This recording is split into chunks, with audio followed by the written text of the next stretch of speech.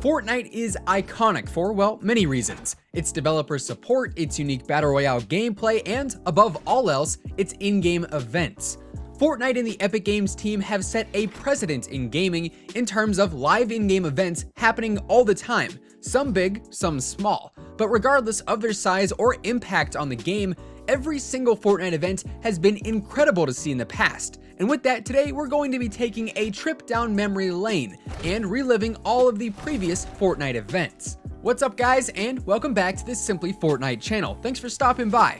If you guys are new around here, feel free to subscribe with your post notifications turned on by clicking that little bell button. That way you'll always be notified every single time we post a new video here on the channel. If you guys are excited for another major one-time event here in the future of Fortnite, let us know by dropping a like on this video and giving it a big old thumbs up. And last but not least, be sure to drop us a comment down below letting us know what your favorite and least favorite Fortnite events have been so far. Now without further ado, let's jump back into the world of Fortnite Battle Royale and take a look at every single Fortnite event in history. So it all began way back when all of a sudden a mysterious glowing object appeared in the sky above the Fortnite island. Players everywhere immediately put on their tinfoil hats and started crying aliens are coming and the world is doomed, and to an extent, I mean, they were kind of right. Trouble definitely was on the horizon, but not exactly in the form of aliens. Instead though, a meteor. In the days after the glowing object first appeared, players noticed it actually began to get bigger and thus closer to the island. And with enough time, this glowing object, aka the meteor, would actually crash into the island, completely crushing Dusty Depot and various other areas on the map as well.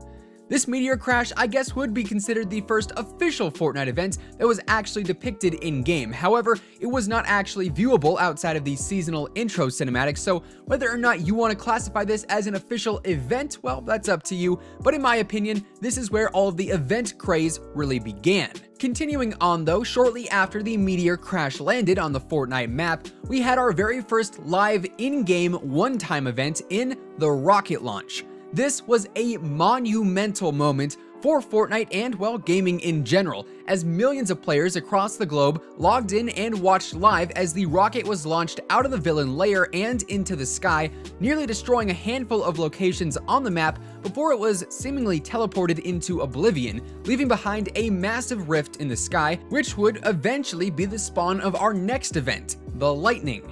This event, similar to the meteor appearing in the sky, seemed to just come out of nowhere. One day, it just randomly started happening, and on that one random day, players started noticing some purple lightning coming from the sky every so often. And when they went to investigate the area in which the lightning was striking, they were all met with quite a surprise.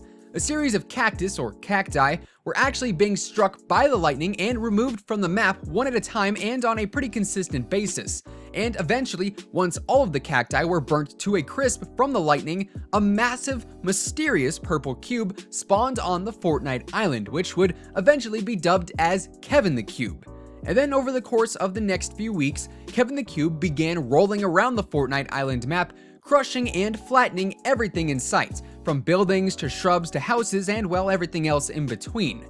Once Kevin the Cube had entirely traversed the Fortnite island, he then took a little bath and a little dip in Loot Lake, which briefly turned into a purple bounce house, if you will, and that would then lead us into the next phase of the Cube event and spawn the Cube Islands. So as Season 6 started, Kevin the Cube actually returned to the map once again, but this time he wasn't so much of a cube as he was actually a floating cube island, which ripped apart Loot Lake and spawned a whirlwind capable of carrying the Cube Island all around the map. This Cube Island, in similar fashion to Kevin the Cube, would then travel all across the map, corrupting the different rune areas that were originally left behind by the Cube. So over the course of the next couple of weeks, the Cube Island would then slowly traverse the Fortnite island once again, corrupting each one of the individual rune areas. And after that was all said and done, we got our next live one-time event called the Butterfly event, which kinda blew everyone's minds just a little bit.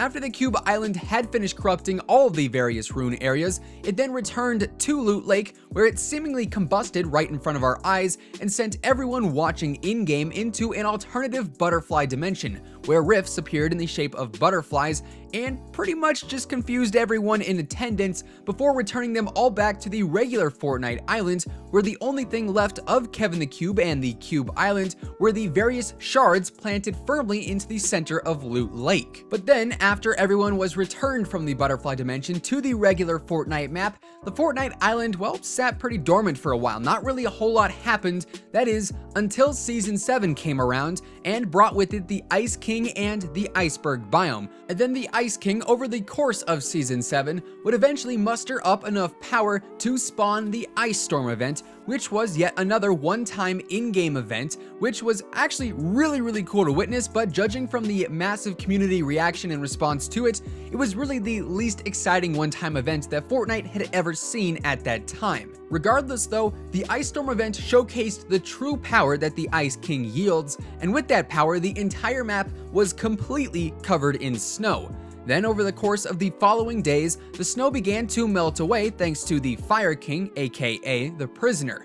Meanwhile, while all of this snow was actually melting away, we also had some construction going on over in Pleasant Park, which when finished would result in the single biggest event in Fortnite history. And that of course is everyone just sort of got back to doing their regular thing, at least for a little bit, because shortly after the Marshmallow Concert ended, Epic Games decided to really shake things up a bit. Literally. Because, well, the ground and, well, the entire Fortnite island began to tremble here and there. Periodically throughout the day, a rumbling could be heard, alongside a minor tremor that actually shook your screen in-game and also spawned various cracks all over the island. And of course, this was obviously the start of the earthquake event. These tremors would then continue for multiple weeks, and the cracks would end up spreading all across the Fortnite island, ranging from outside of Tomato Temple, over to Paradise Palms, and eventually to Tilted Towers and everything else in between. And on top of all of that, Wailing Woods had some separate issues going on, as Wailing Woods actually began to dry out and die out, as all of the leaves and trees turned a murky brown color for a brief period of time before the entire Wailing Woods area would be replaced by the spawn of the volcano, which is actually our most recent event here in Fortnite. Similar to the meteor crash, the volcano's spawn was visualized in the Season 8 intro cinematic, so players could not physically watch it happen in-game. But it was still a major event that completely changed the Fortnite map in the long run. And all of that now leads us up to present day, where we now have Dusty Divot as a result of the meteor crash, Rifts as a result of the rocket launch, Loot Lake as a result of the cube events, various marshmallow cosmetics, a snow-covered iceberg biome, and of course, a massive volcano spewing lava all over the place. These events have not only shaped the Fortnite world, but also the gaming world as a whole, as like I mentioned in the intro, nothing like this has ever been done before in history, and it seems like Epic Games doesn't really plan on slowing down, which is why I highly anticipate we're going to be seeing another major one-time event happen here sometime in Season 8. I mean, after all, the intro cinematic did depict a three-way battle to discover the treasure hidden on the Fortnite island between the Ice King, the Fire King, and now the Pirates, and I assume we're going to see this story inevitably unfold in the coming days and weeks here in Season 8. Of course, last season we did have the Fire King and the Ice King battling in the closing weeks of the season, and as the fight rages on, we could see some pretty crazy things go down. With that being said though, that does effectively wrap up today's video. Make sure to drop us a comment down below letting us know what your favorites and also least favorite Fortnite events have been so far. Of course, if you guys did enjoy today's video, make sure to drop a like on it and give it a big old thumbs up, as it would be much appreciated. And if you are brand new here to the Simply Fortnite channel, feel free to go ahead and subscribe with your post notifications turned on, that way you'll never miss another upload. As always, by joining the notification squad and clicking that bell icon every single time we post a new video here on the channel, YouTube will actually send you a message letting you know we've gone live with a brand new post. That way you can always be one of the first people to like, watch, and comment on each and every new video. Once again, thank you guys so much for tuning in today, and until next time, take it easy, have an awesome rest of your day, and we'll see you guys on the battle bus. Peace out.